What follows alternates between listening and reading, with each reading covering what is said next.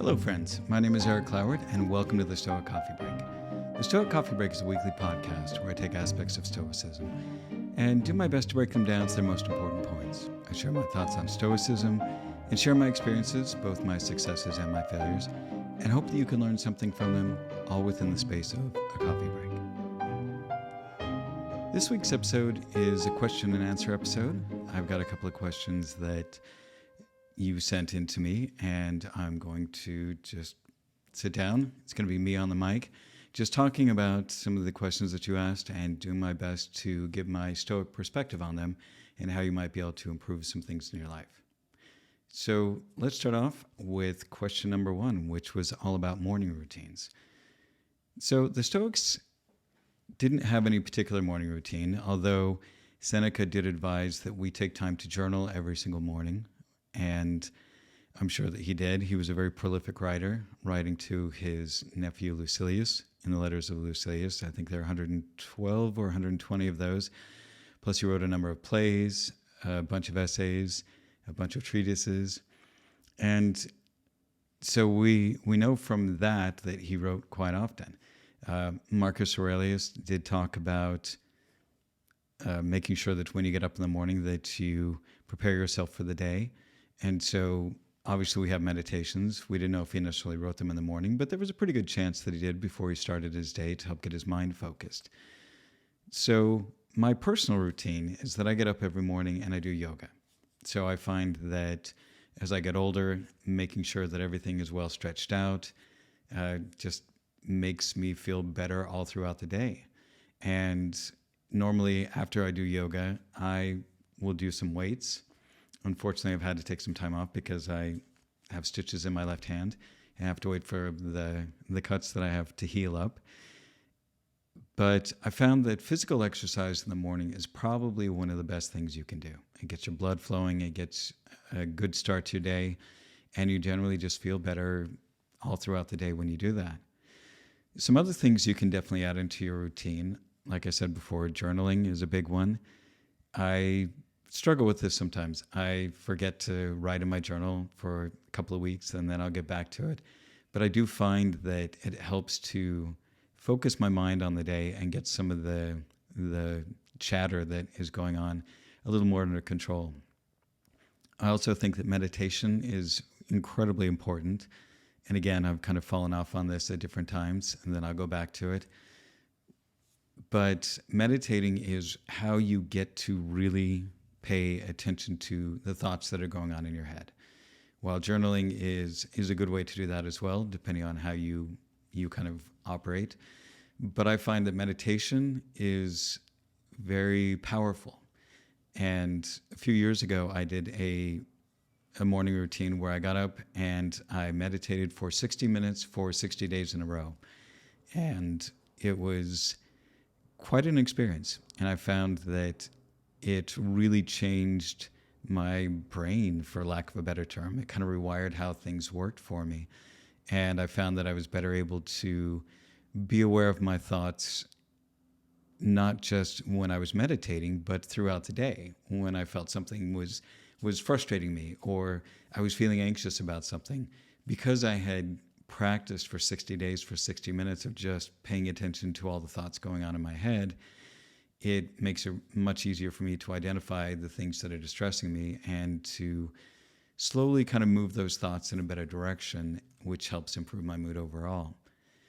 So I think that a morning routine for each person is individual. You need to find what works best for you. But I would recommend, like I said, something athletic in some way, whether that's going out for a short run or a walk in nature or jumping on your Peloton, or if you have a rowing machine, whatever it is. Just 20 to 30 minutes every single morning of good exercise is a fantastic thing. And then do something for your mind to get it going. And that's where journaling and meditation come into play. I'm sure there are other possible routines that you can add into it, but at the bare minimum, doing at least 20 minutes of each of those things, I think, is a great way to jumpstart your day and keep you going. So let's move on to the next question. Next question is, do I have a daily quote or mantra that helps me to stay on my Stoic path. And I thought about this when I read this, and I don't necessarily have a particular mantra, but as I've been working on this book on Stoicism that should be coming out in the fourth quarter of 2024, one of the things, the ultimate themes that keeps coming up with the Stoics was this focus on living in accordance to virtue. And what they mean by that is they have 4 cardinal virtues, which are wisdom, courage, justice, meaning how we treat other people, and temperance, which is roughly translated in different times to mean moderation and self-discipline. And what I like about that idea, and constantly thinking, is this me living according to virtue? Am I living in a way that I feel good about in my life? Am I living with integrity? And that focus on virtue that the Stoics have, the reason why it is so important is because when you live according to virtue, when you are judging every single action that you're doing against, is this the right thing to do? Then you can feel good about anything that you do because you are always living according to your values and principles. So I think that might be probably my mantra, if you will, that helps keep me on that path, is living with integrity, and is this the right thing to do? There's some others that are always very, very helpful, like amor fati. When things are going not in the way that I like, and I'm stressing about them, is just to remember that what is this that I am trying to control that I can't control? Because usually anxiety, stress, anger, those types of things come up because we're trying to control things that we can't. Whether that's things that are just happening to us, external events, natural disasters, those kind of things, or if it's other people. And I think that most of our frustrations come with dealing with other people. And again, those are things that are outside of our control. So for me, just remembering that, I need to love my fate. I need to love everything that happens to me. I need to just relax and kind of go with the flow of things, because if it's something that I can't control, then why should I stress about it? So I think that's another one that's incredibly helpful for me. I know that a lot of people also, for them, memento mori is a big one, because it reminds them that at any moment they could leave this life and that they should remember death. And some people think that's very morbid, but I found in most things in Stoicism that there's always 2 sides to everything. And with memento mori, it's not just that you remember death and you could be dead at any moment, you could be dead tomorrow. It's that while it's important to live really well right now and to do things in the right way and to do things in a way that you are proud of, if you also take the longer view of that, it also means that you're going to be dead soon. So why are you stressing about this thing? Because in the long run, in the universe, the expanse of the cosmos and the timeline of the universe, we're just a tiny blip. We are nothing. We are incredibly small. And that's incredibly empowering. So I have this cartoon that I've found, and I sent it off to my kids because I just thought it was so perfect. And in the first frame, it shows this person and they have this sad face on, and they look very distressed, and it has the caption underneath that says, "No one gives a shit." And then in the second frame, it showed the same person, but with more of a happy face on, and like with their hands raised up, and they were joyous, and it's saying nobody gives a shit. Meaning in this case, we are so worried about what other people think, and we're so worried that people don't really care about these things. But if we frame it, it's the same thing, just in a different perspective. That in one case, we look at it, nobody really cares about this. But then when we think about it, well, nobody really cares about this. So we can make mistakes. We can do things wrong. And we can just be free to be who we are. And so I think that learning how to reframe things, and in this case, reframing memento mori, and that this thing that I'm so stressed about in 100 years, in 1,000 years, it's not going to mean anything. It's not going to be anything that maybe anybody will remember. But then on the flip side of it, how we live each and every day and being present is incredibly important, even though in 1,000 years it may not be. But having that two sides on that perspective, I think, is also very helpful for me to make sure that I'm doing things in the right way and that I'm doing things that I'm going to be proud of throughout my life and also living in the present. All right, on to question number 3. How do you detach from others who have abused you and are destructive to you? This is a tough one. So I had a friend of mine recently who we sat down and we chatted because they broke up with their ex a while back and they have a kid together and they're really struggling, or he's really struggling with it because she's incredibly selfish and because she's always kind of manipulating him around and she gets angry at him over all kinds of things because she knows that that's a way to control him. And the reason why it's hard to detach from people who cause these problems for us is that we love them. Or at least at one time we loved them and we were close to them.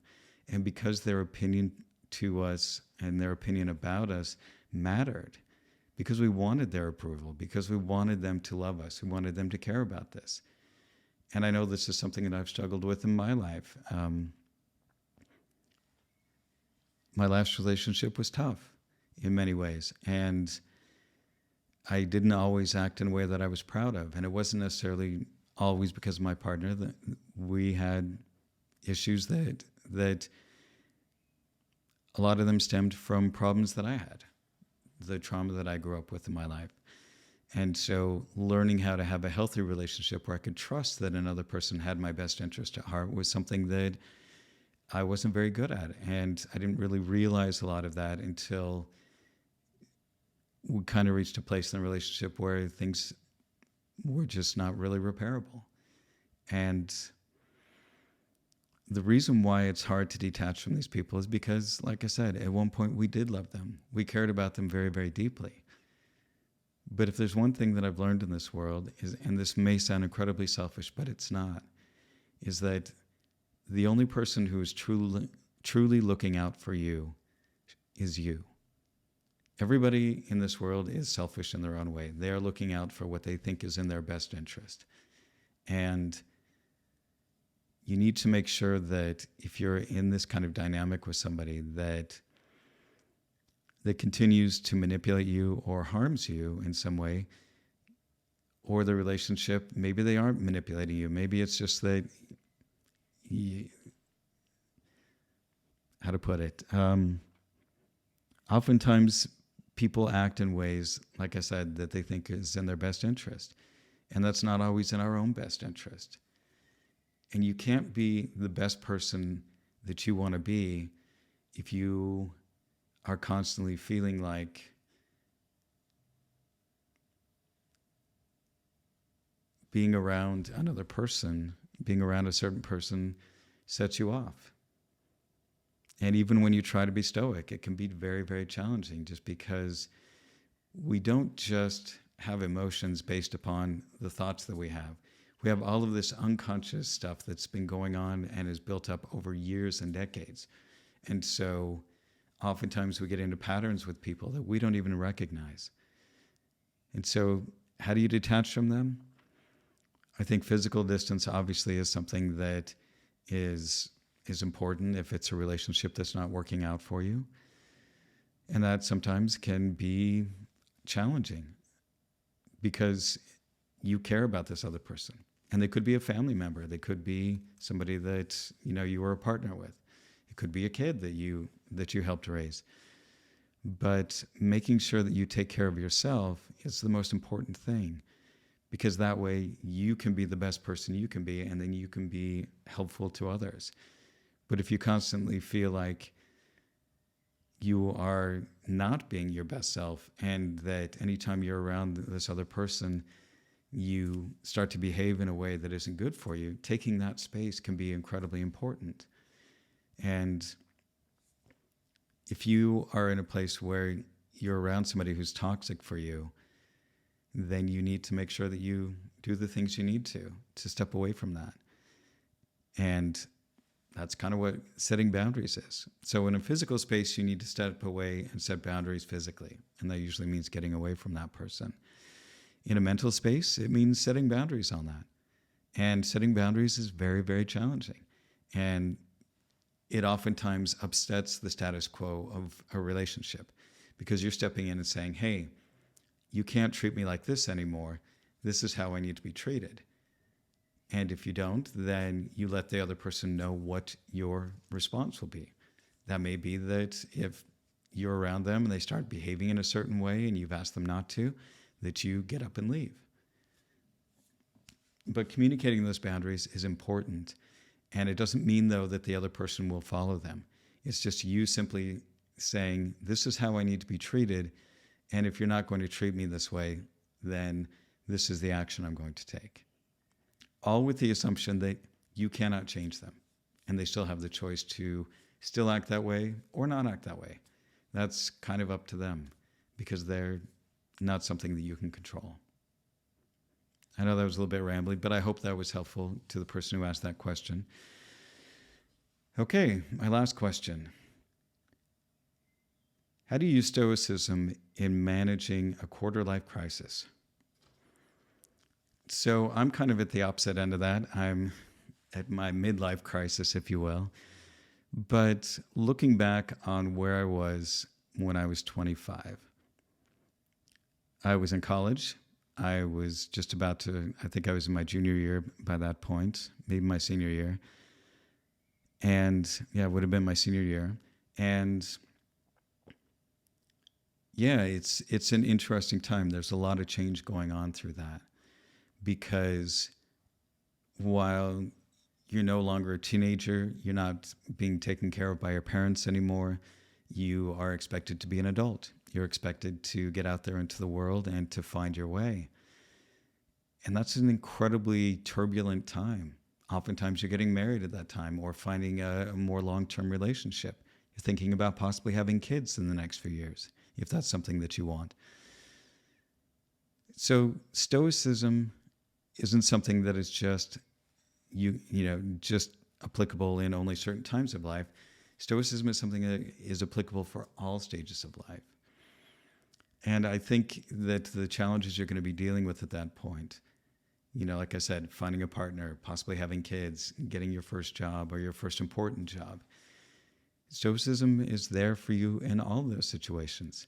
So I think if you work on making sure that you practice the basics, that you understand what you can and can't control, will help you dramatically. And again, the only things you really have control over are the way that you think about things, your perspective, your thoughts, your opinions about things, your judgments, your choices that you make, and the actions that you take.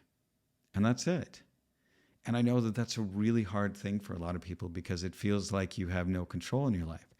But I like to think of it in the opposite way. If you only have control over those few things, that only gives you a few things to worry about. It allows you to focus on the things that you can actually do something about and let go of all the rest. So if you get a job and maybe you don't do your best at it and you end up getting fired, okay, what can you do in that situation? You can just, you can look at the way that you handled yourself at the last job that you had. You can think if there are things that you might do in the next job you would have. Maybe you ruffled some feathers. Maybe you didn't put in the time necessary. Maybe your skills weren't up to par.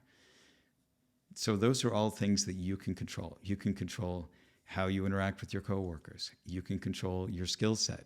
You can control your expertise on things. Maybe you're in the wrong industry, and maybe that's a time for you to reevaluate that and decide that you want to try something else. The nice thing is when you're at that age, it's a lot easier to kind of pick up and try different things.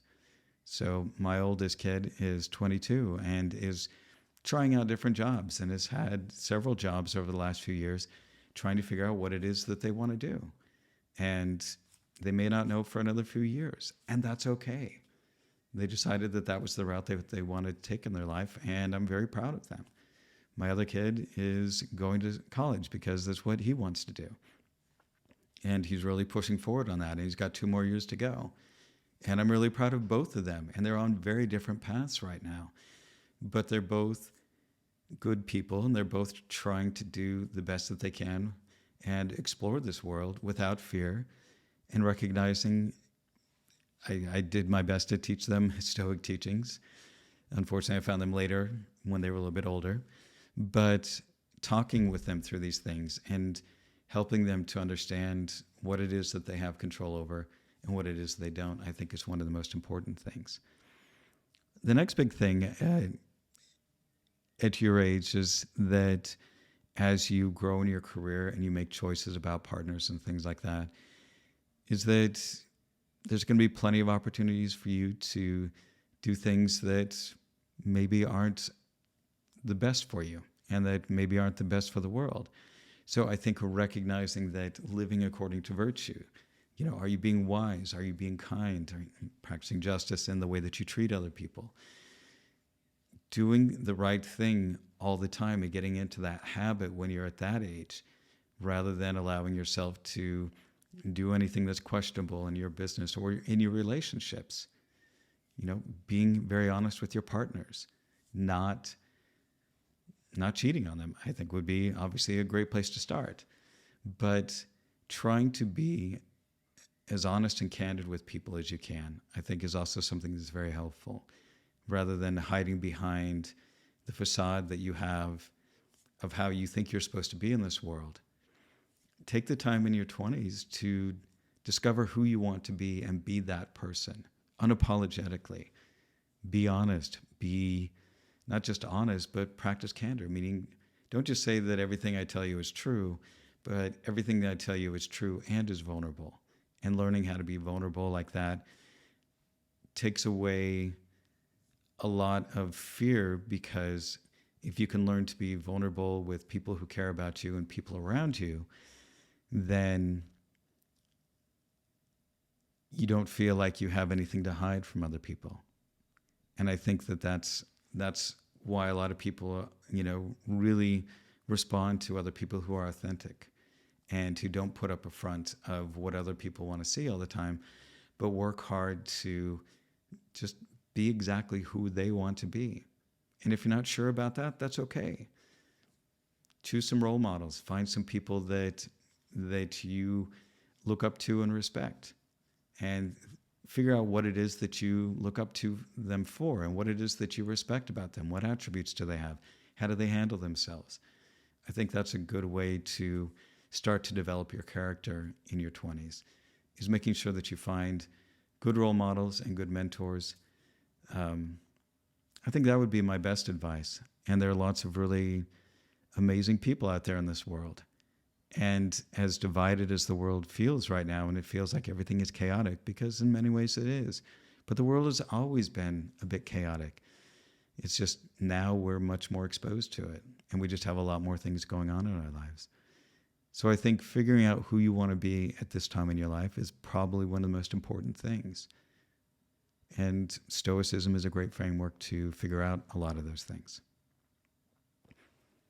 So this is, like I said, this is the Q&A episode. I don't do these very often, mostly because they become a little unstructured, and that's a bit challenging for me. I would much rather, there's a safety in having a structure of a regular podcast episode that I write out. But I'm trying to get better about just being able to take ideas and sit down and talk about them with you like I would talk with a friend. So if this feels a bit rambly, this is me testing some things out and trying to find a different way of doing the podcast in some ways, because I want to make it more personable, I guess. I mean, I think it is pretty personal because I'm pretty open about most things in my life.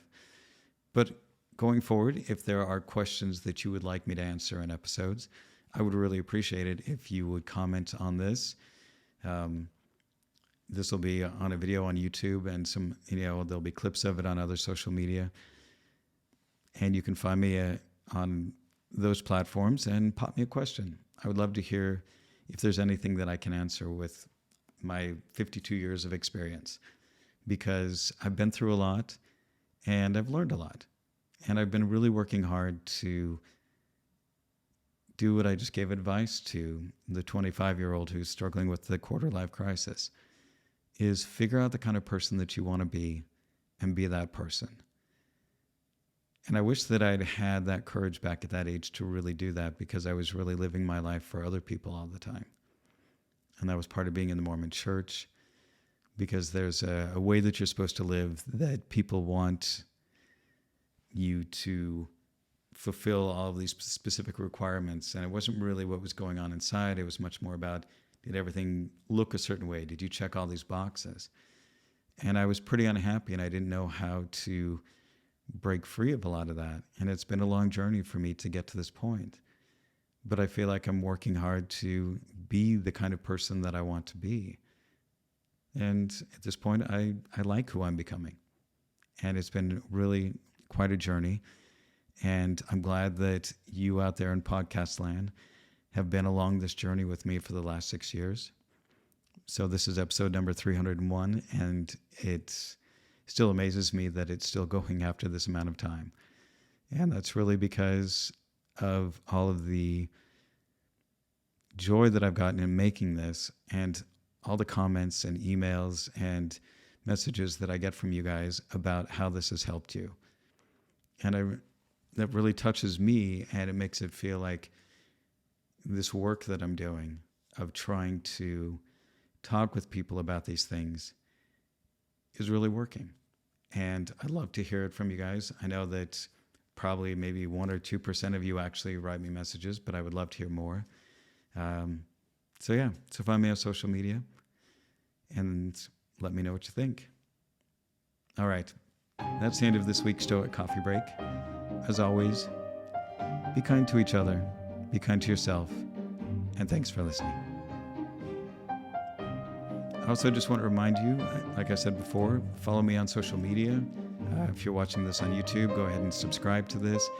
You can find me on Instagram and Threads at stoic.coffee, and TikTok and Twitter, LinkedIn, Facebook, and YouTube at Stoic Coffee. Thanks again for listening.